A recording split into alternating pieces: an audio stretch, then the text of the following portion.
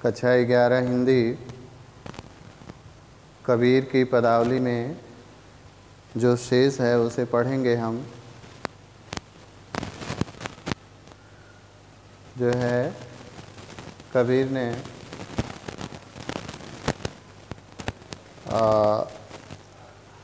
इस पदावली में कमलिनी और आत्मा के पक्ष में, दोनों पक्ष में अपनी बातें कही हैं, जो इस प्रकार है।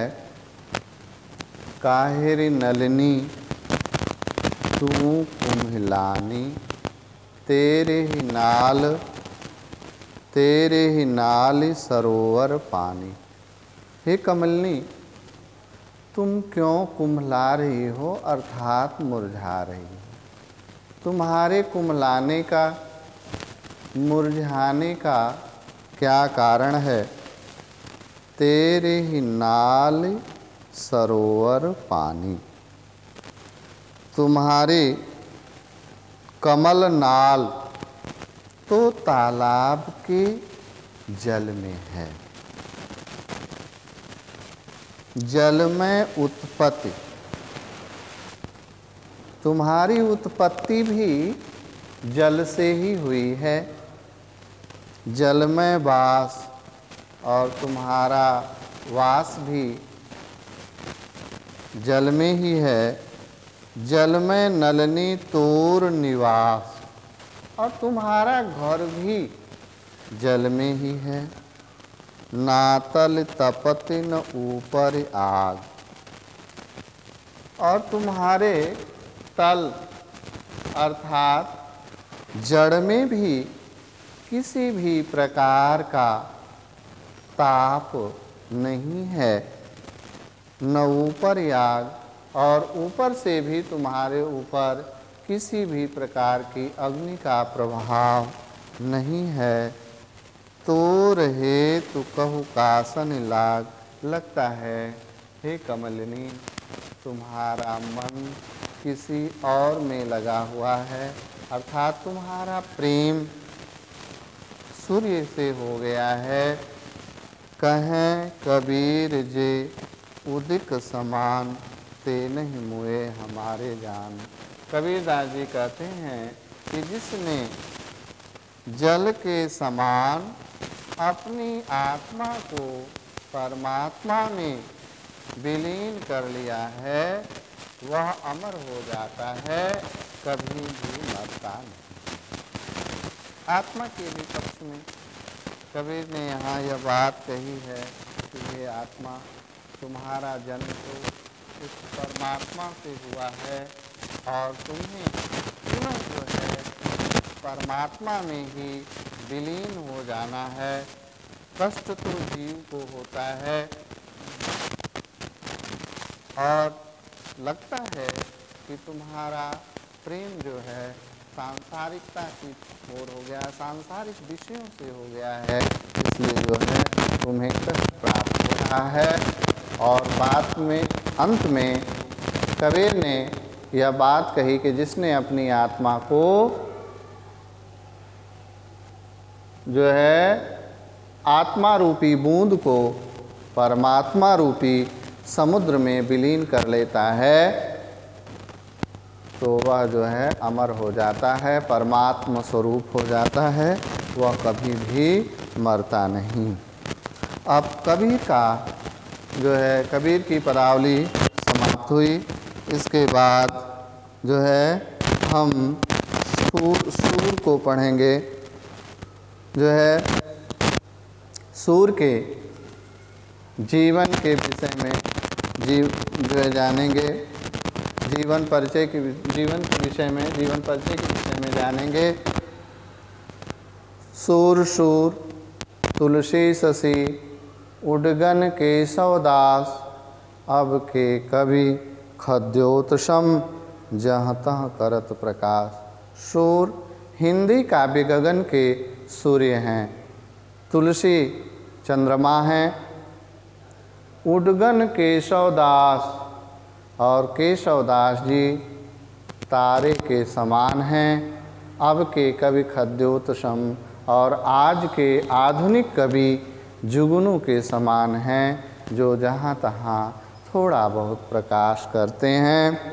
तो सूर को हिंदी काव्य जगत का सूर्य माना जाता है। महाकवि सूरदास का जन्म संवत 1535 और संवत 1535 में और सन 1478 ईस्वी में माना जाता है। आगरा के समीपवर्ती रुनकता नामक ग्राम के आसपास किसी सारस्वत ब्राह्मण कुल में इनका जन्म हुआ था। इनके पिता का नाम पंडित रामदास सारस्वत था। कहा जाता है कि यह जन्मांध थे। भगवत भक्ति की इच्छा से सूर अपने पिता की अनुमति प्राप्त कर यमुना के तट पर गऊ घाट पर रहने लगे। वृंदावन की तीर्थ यात्रा पर जाते हुए इनकी भेंट महाप्रभु वल्लभाचार्य से हुई, जिनसे सूरदास ने दीक्षा ली। महाप्रभु इन्हें अपने साथ ले गए और गोवर्धन पर स्थित मंदिर में अपने आराध्य श्रीनाथ जी की सेवा में इन्हें कीर्तन करने को नियुक्त किया। सूर नित्य नया पद बनाकर और इकतारे पर गाकर भगवान की स्तुति करते थे। कहा जाता है कि इन्होंने 1.25 लाख पद रचे, जिनमें से लगभग 10,000 ही अब तक उपलब्ध हो सके हैं, परंतु ये पद भी इन्हें हिंदी का श्रेष्ठ महाकवि सिद्ध करने के लिए पर्याप्त हैं। इनका गोलोकवास लगभग संवत 1640 सन 1583 ईस्वी में मथुरा के निकट पारसौली नामक ग्राम में हुआ था। सूरदास के पदों का संग्रह सूरसागर है। साहित्य लहरी इनका दूसरा प्रसिद्ध काव्य ग्रंथ है। सूर सरावली इनका तीसरा प्रसिद्ध ग्रंथ है। सूरदास द्वारा रचित गोवर्धन लीला, नागलीला, पद्य संग्रह, सूर पचीसी, ब्याहलो, नल दमयंती आदि ग्रंथ भी प्रकाश में आए हैं, परंतु सूर सागर से ही जगत विख्यात हुए हैं। सूर सागर के वर्ण विषय का आधार श्रीमद् भागवत है, फिर भी इनके साहित्य में अपनी मौलिक उद्भावनाएं हैं। सूर ने भागवत के कथा चित्रों में न केवल सरसता तथा मधुरता का संचार किया है, अपितु अनेक नवीन प्रकरणों का सृजन भी किया है। राधा कृष्ण के प्रेम को लेकर सूर ने जो रस का समुद्र उमड़ाया है, इसी से इनकी रचना का नाम सूर सागर सार्थक होता है।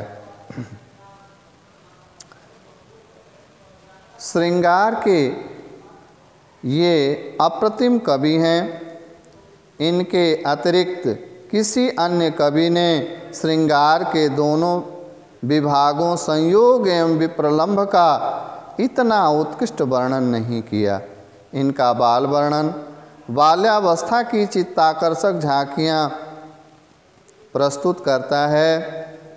इस प्रकार के पदों में उल्लास, उत्कंठा, चिंता, ईर्ष्या आदि भावों की जो अभिव्यक्ति हुई है वह बड़ी ही स्वाभाविक, मनोवैज्ञानिक तथा हृदयग्राही है।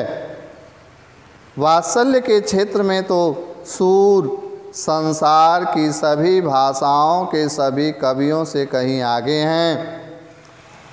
इसीलिए रामचंद्र शुक्ल जी ने सूर के विषय में कहा है कि सूर वात्सल्य रस का कोना कोना झांकाए हैं, और वात्सल्य रस का जितना सुंदर वर्णन सूर ने अपने काव्य ग्रंथों में किया है वैसे दूसरे कवि नहीं कर पाए हैं। भ्रमर गीत सूरदास की अनूठी कल्पना है।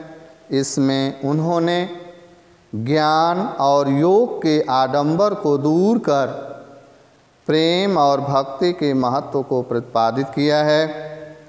ब्रजभाषा सूर के हाथों से जिस सौष्ठव के साथ ढली है वैसा सौंदर्य उसे बिरले ही कवि दे सके। कोमल कांत पदावली से युक्त सूर के पदों में गेयता, भावुकता, सरलता तथा प्रभावोत्पादकता विद्यमान है। सूरदास जब अपने प्रिय विषय का वर्णन शुरू करते हैं तो मानो अलंकार शास्त्र हाथ जोड़कर उनके पीछे पीछे दौड़ा करता है। उपमानों की बाढ़ आ जाती है, रूपकों की वर्षा होने लगती है। जन्म से लेकर किशोरावस्था तक का कृष्ण का चरित्रण तो स्वर्ग को भी ईर्ष्यालु बनाने की क्षमता रखता है। बाल लीलाओं के विशद वर्णन, गोचारण, वन में प्रत्यागमन, माखन चोरी आदि के ललित पदों में नवनीत प्रिय बालक कृष्ण की मधुर मूर्ति की प्रतिष्ठा करने वाली माखन जैसी सुग्राह्य पंक्तियाँ सूर के पदों के अतिरिक्त और कहाँ मिलेंगी।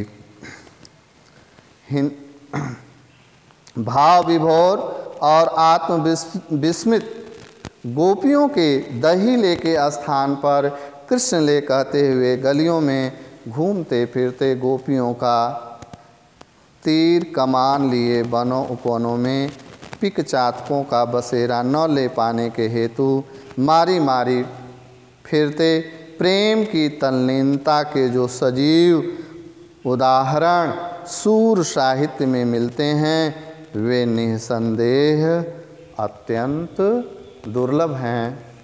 आज बस इतना ही। इसके बाद फिर आप लोगों को सूर का सूर का विनय आप लोगों को पढ़ाया जाएगा। धन्यवाद।